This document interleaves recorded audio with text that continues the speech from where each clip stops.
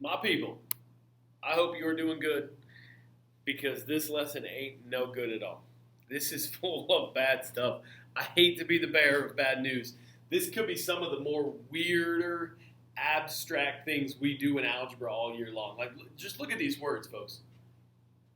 Rationalizing the denominator. Look at that phrase. That don't sound like any fun at all. This should have a complex in front of it. Complex conjugate. I don't even know what that means. I do, but radical expressions. Okay, so here's something that might be familiar. We know what a radical is, right? That's that square root symbol. Expressions, we know what those are.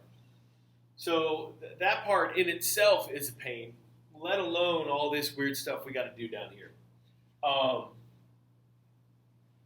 Rationalizing the denominator, guys, this is a process in which we take an expression like radical 22, okay? And we have to get rid of that expression in the denominator. Why we do this, I don't know. This is like, we're like torturing ourselves. This is terrible. Well, we do that by using this thing we call the complex conjugate. None of this will make any sense to you until we do, of course. All right? The first thing we're going to do is simplifying radicals. And this will, I guess, maybe help us, with other things that we might want to do. I don't even know. Let's make this a little bit bigger. Okay. So it says simplify this, guys. This is like when we simplify a fraction. Let me grab my calculator here, guys. We are, bam. So if I simplify the square root of 52, guys, I get this irrational number right here, right? 7.211 and a whole bunch of other stuff, okay?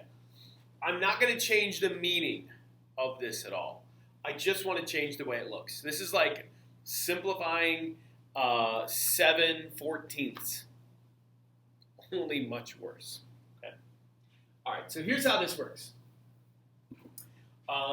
We are going to use perfect squares. Okay. Perfect squares. Let me give you a list of them. I'll probably write them up on the board in class, but maybe you weren't here today, or maybe you were. The square root of 2 and 4. And the square root of 9 and 25, 36, right? This is an infinite list, right? It goes on forever. What is this going to be? 49, and let's see, 7, 8 is 64, is 81. Okay, so these are our most popular ones. Okay. And I need to ask myself, what is the largest perfect square that I can divide into this 52 number? Okay. Well, we need to start at the perfect square that's just smaller than it, like 49. Will 52 divide by 49? No. How about 36? Nope. 25? Nope. 9? Nope. How about 4? Yep, it sure will, right? 4 times, what is that, 13? Okay.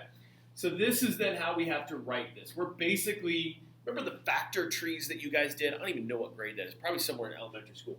Kind of want to make a factor tree here using radicals or square roots. So we're going to say that this is equivalent to the square root of 4 multiplied by the square root of 13. Okay? Good to go. Now, one of these two we can simplify. That's why we use a perfect square. The other one, nothing can ever be done with you. You are a loser. And that would be u, square root of 13. So this will simplify into 2 times this. Hey, Mr. Warner. And then we're going to call this group 2 radical 13. Okay? So we just break apart those two expressions, multiplying them still, so that operation hasn't changed. And I want to prove to you guys that I did, in fact, not change this. Remember, we had the square root of 52. I typed it into here. If we type in this 2 radical 13 number in here, okay? You guys see that? I did not change the number. We just changed the way it looks, right? Just like if you had 7 over 21 and then 1 over 3. It's the exact same number in 2 different forms, okay? So simplify. Radical expressions. This is a radical expressions. There ain't nothing cool about it. Let me just tell you that, okay? So anyway, so there we go. That's what we're doing. We're going to do all kinds of operations with radical expressions. So we are going to add them, subtract them, multiply them, divide them. In order for me to do those operations, I have to be able to do this, right? Because they're think like fractions. Like, you know, fractions have like the same denominator, common denominators. Okay, we're going to need them to have like common radicands. That's the number inside there. All right. Oh, guys, write this down, right? Remember, this list keeps going on, right? So we would have 100 and 121 and 144, right? And it goes on forever. I want to use the largest perfect square, it's this list of numbers here, right, to simplify these. Okay. How about this one? Okay, let's start with our list over there. I wish I should have kept it up. I'm so dumb. All right. How about 9? You guys good with 9 here? So again, I'm going to break this out into these two things. So the square root of 9 multiplied by the square root of what gives me 45? Well, that will be 5. Okay. Again, this we should be able to make it this far. The square root of 9 is 3. When I multiply the square root of 5 times 3, guys, it literally just looks like this. 3 radical 5. All done. Simplified. Doesn't seem so bad. That's all we're doing today, Mr. Ricky. I can do this all day. Whoa. Whoa. Okay. We've got some choices here that we could do. Okay. 2 times this. So we could multiply these together right off the bat. Right? Think about what we've been doing. Usually we've been breaking apart these numbers. We could multiply this and say radical 48 and then continue to do what we've been doing. Would you like to do that? I don't really care. Or we could simplify like this. Nothing we can do here. Could simplify this. Let's see. 4 would work here. Okay, that would be fine. I don't know that it really matters, guys. We can do this a couple different ways. So the square root of 2 times, again, let's just write these two here. Again, pick the biggest perfect square, right? So 25, then we would go down like 16. No, that doesn't work.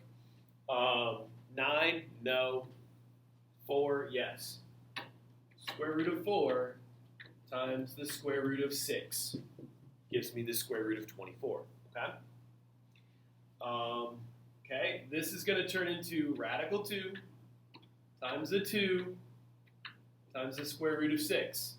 Okay, remember, we got to be smart here with who we multiply together. I can multiply these two goofballs together here, can't I? Okay? Those would turn into radical 12, and then I'm still left with this 2. Wait a second. Can I simplify this 12 now? Yeah, we could do that again.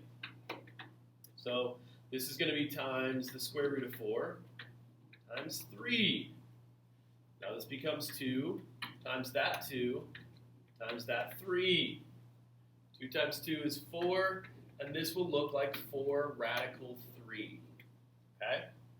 I want to show it a second way too, just to prove to you, or just to show you that, hey, it really doesn't matter. Let's say instead of doing it this way, let's say I actually multiplied those together first. And again, guys, it doesn't matter what we do. We're going to get the same answer. 2 times 24, what is that, 48? Okay. Now, pick the biggest perfect square that we can use to break this down. If you don't pick the biggest perfect square, like if you picked 4 right here, guys, we're going to fast forward down to this step here, okay? 4 is not the biggest one. Actually, turns out 16 is, okay? So I can have the square root of 16 times the square root of 3, right? I know this is the number 4 times the square root of 3, and yes, 4 radical 3, right, also works. Sometimes this way is easier, sometimes this way is easier. It honestly just depends on what it looks like, okay? But what happens is, guys, we have to look at this number here and ask yourself, is there a perfect square that will go into that number? Okay?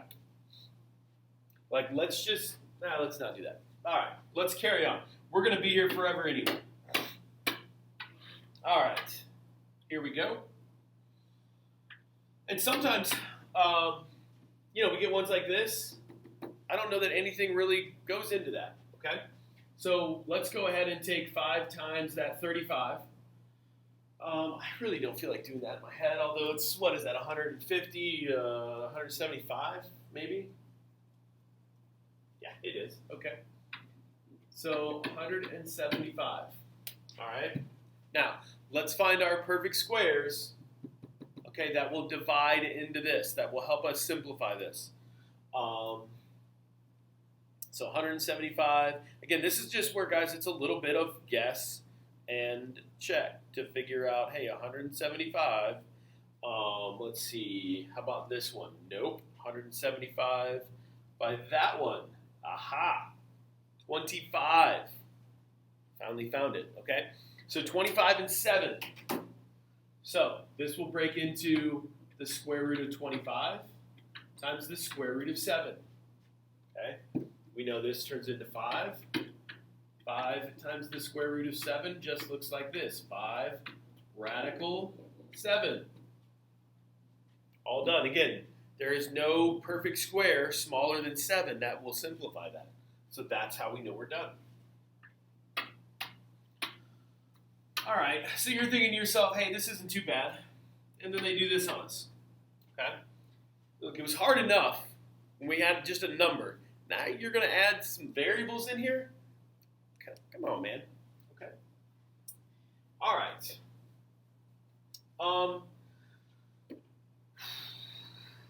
The first thing that I would probably recommend, my friends, right, is to literally just break out all of these by themselves. Okay? Just write it all out there. And now let's simplify each one of these just on their own. Okay? 32. Yes. Biggest perfect square. 4. Mm-hmm. No. 16, people. 16. Right? So this is the square root of 16 times the square root of 2. Okay? We'll keep working this out. So this is 4 times the square root of 2. All right, leave that alone. Now, when we take the square root of a variable, guys, we can only take the square root. Here, I'm going to write this down. Only take square root of even powers. Okay? We can only do that. Right? So 2, 4, 6, 8, 10, 12, so on and so on and so on.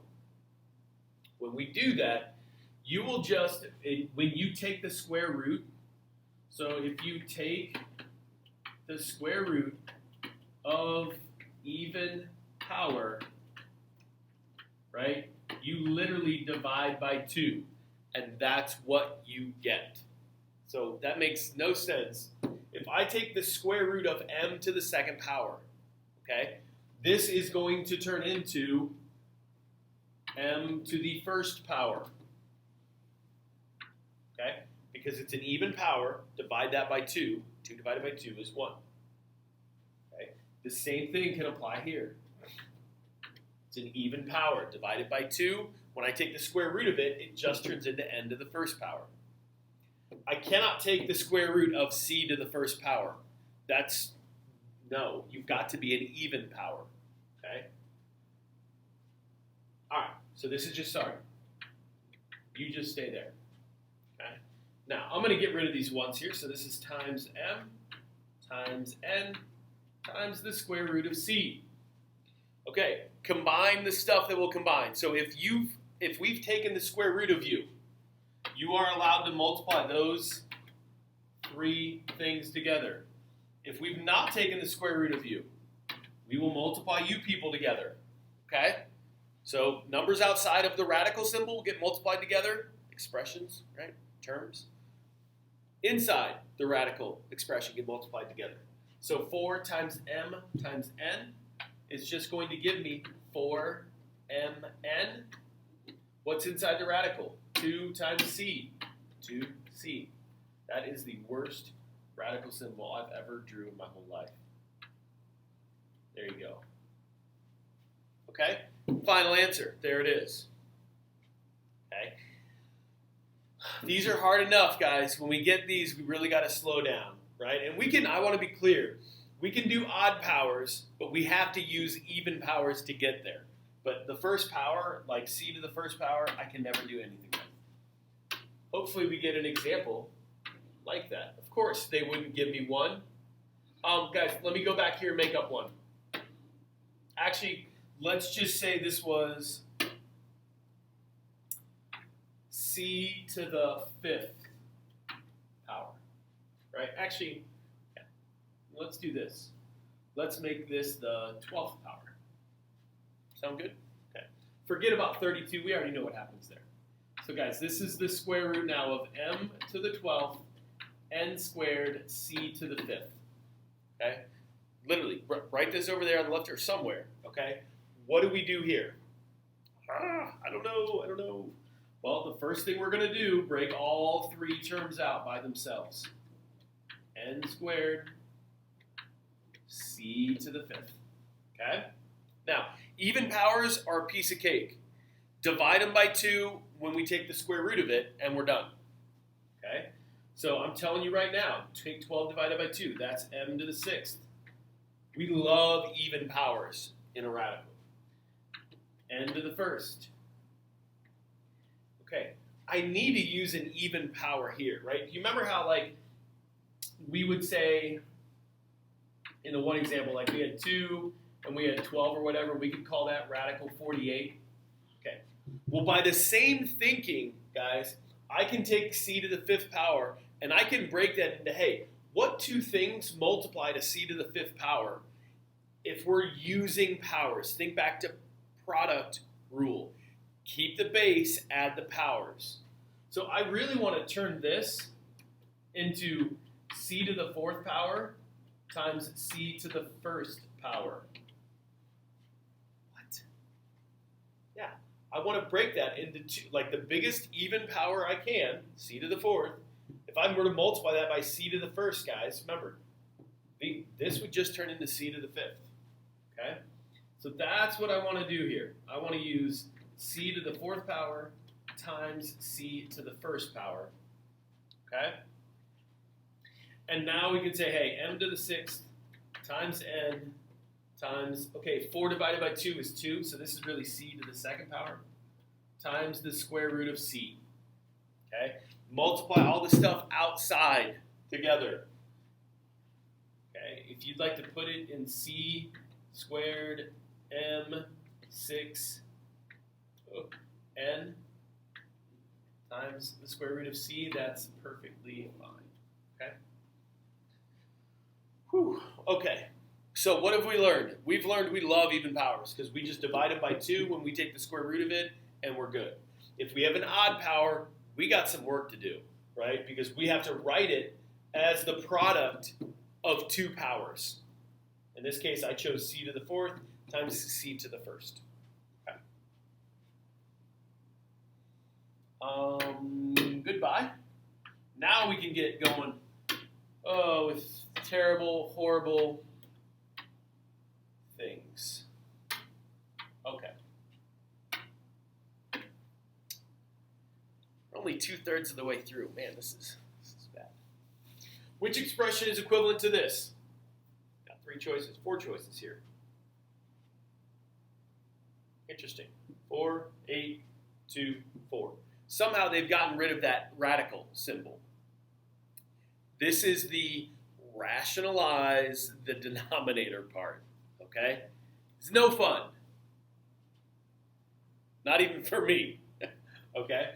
How do we rationalize the denominator? Well, all we really have to do is multiply by whatever's in the denominator. So in this case, we have radical 8. So I want to multiply by radical 8. So 3n over radical 8. I just need to multiply that. But I have to be fair, people. So I'm going to multiply by radical 8. In doing so, doesn't seem like it should, but it will get rid of the radical. But I have to be fair, people. If I multiply the denominator by something, I must also multiply the numerator by that exact same thing. Okay? I mean, that only seems logical. Okay, so here we go. If you guys don't believe me, look, I'll prove to you on the calculator. If you take the square root of 8 and multiply it by the square root of 8, here we go, square root of 8 times the square root of 8, right? What do we get? 8. This always happens, okay? This is why we do this. We will rationalize the denominator, okay? So this is going to turn into 8 on the bottom. And can we multiply this stuff up top? Yeah, we can, right? Remember, they're both inside a radical. So 3 times 8, 24. So this is 24. And should be good, right? So what letter is it? Yeah, I know. There's more to do here. Of course. Why would we want to be done? Guys, we need to simplify the numerator. So we should be okay to do this, okay? So let's simplify this, then we'll come back over there. And we'll, again, don't forget about the 8. We're forgetting about it for now because we're going to say, hey, this is the square root of 24 times the square root of n. Is there anything I can do with this? No. Leave it alone. Find the biggest perfect square we can simplify the square root of 24 with. So let's start working backwards. 16, no. 9, no. 4, yes. So this is the square root of 4 times the square root of 6 times, there's our n. Okay? Now, let's move this out of here. So the square root of 4 is the number 2 times 6n. Okay, see what I did there? I just multiplied those two together, bring them back. Okay, so now this looks like 2 radical 6n. That's this simplified. Bring your 8 back. Do you know which one they picked now? I think we should. Okay. Look, we are allowed to simplify this. Think of this as a fraction, right? 2/8. So I can divide 2 out of here, that's 1. I can divide a 2 out of here, that's 4. Okay, you don't need, this is, again, invisible ones everywhere, guys. There's an invisible 1 right here. Invisible 1 right here. Okay? So I want 6n over 4. Bam. There it is. Hiding in disguise. That's a lot of work for one problem. Are you kidding me? No, not really. Okay? And it seems like a lot, guys. We just have to trust the steps, right? And the first step is going to be get rid of the denominator. Okay? If you thought that was bad, you just wait a slide or two. Okay? Multiply by the square root of 27. Okay? 2 times 27, what is that, 54? So this should turn into the square root of 54 over 27. Ask yourself, can I simplify that? 54, yeah, I think that will, won't it, guys? Yeah, it will, okay? So don't forget about this. I'm just going to put the square root of 54 over here. And that is the square root of 9 times the square root of 6. Okay? This will turn into 3 radical 6. Okay? I'm going to go back up here and say 3 radical 6 over 27. Simplify that. Right? This will turn into 1, which you don't need to write. And then this turns into 9. Okay? Good to go? Think so? Okay. Again, you get rid of that 1 there. Boop. Shlop. There's our answer. Again, guys, take this expression in your like if you're not sure of yourself, take this expression. Here, I'll I'll do it for you. Let's figure out what number this is. Your calculator, it is super smart. It will give you a number for this. The square root of 27. Okay?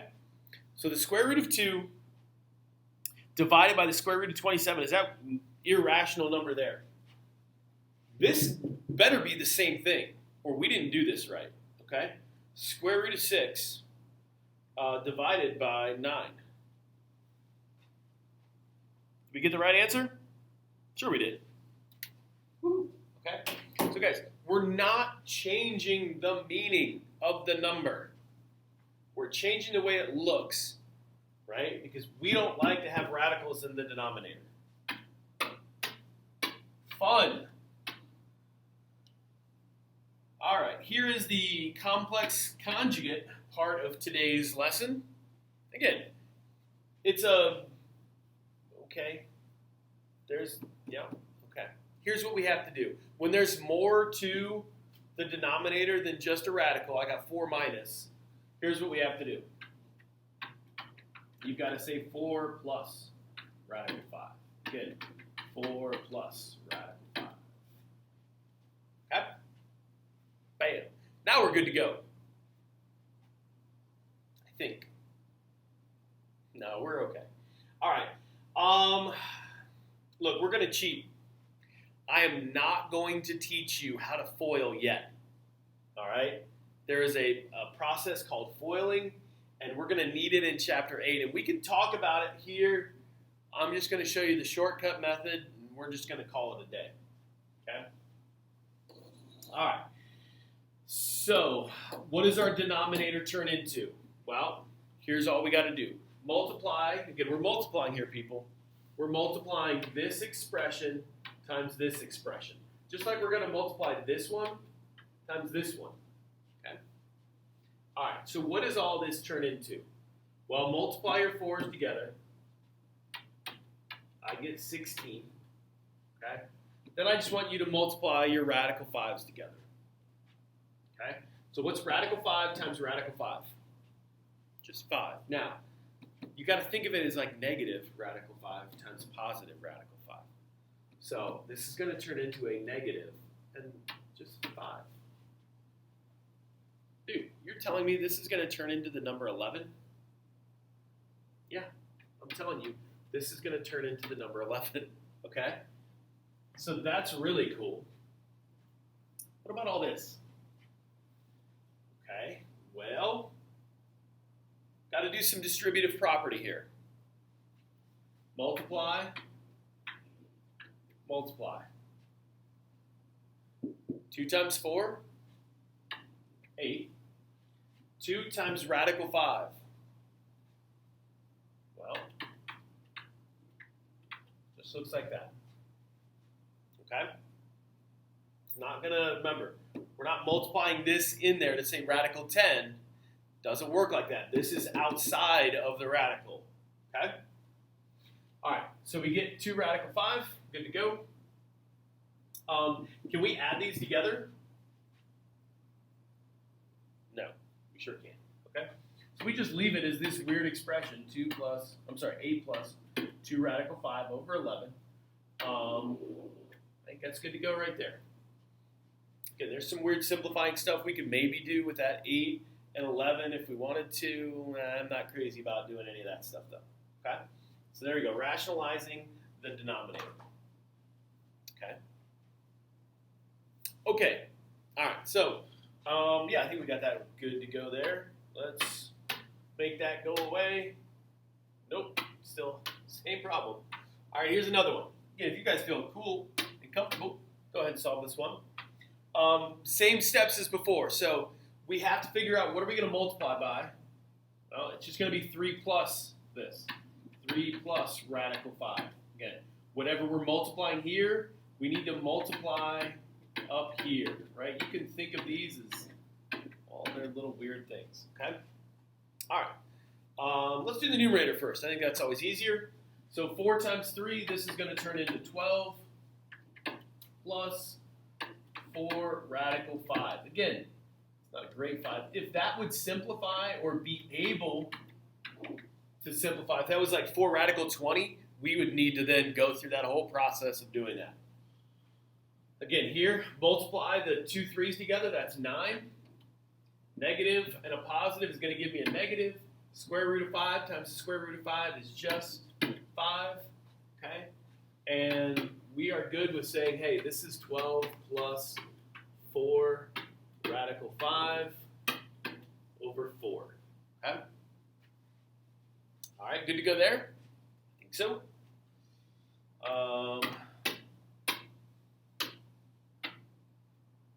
Good. So let me get this stuff. Okay. Oh, this is best case scenario, folks. All right, this is what we need to have happen. If we're going to add or subtract radical expressions, these numbers here, right, which we call radicands, they're the stuff inside or underneath the radical, have to be identical. Okay? Like, think of it like fractions. If I want to add fractions or subtract fractions, what do I need? I need common denominators. Here I need common, we'll call these radicands. Okay? And they're all 5s. When we do that, guys, all we do is add or subtract the numbers outside. So 6 plus 2 minus 5. 6 plus 2 is 8. 8 minus 5 is 3. 3 radical 5. It don't get any easier than that. So that ain't bad. Now, sometimes getting there is going to be a pain. You wait. Like so. All right? Actually, I take it back. This one isn't too bad either. All right? Remember, like terms, guys. So the radical 2's will combine with each other. These radical 11's will combine with each other. Okay? So let's do that. Radical 2, radical 2. So 7 minus 6, that's just 1. Radical 2. Here we go. Plus 4 radical 11. Okay? If these are able to be simplified, do that. Okay? If not, you can just say, hey, radical 2 plus 4 radical 11. Okay? No, these are not allowed to, you can't add them or multiply them, or no, because we're adding them. Okay? Nothing more to do there. And guys, I think that's the end, finally. I know this was a very long one. Again, we're going to break this up into multiple days during class. And we'll have some other activities that we're doing so that we can kind of get better at each chunk of these problems, okay? So anyway, great work today. Let me know what questions you got. Work through all of our stuff that we got there on Schoology. Later.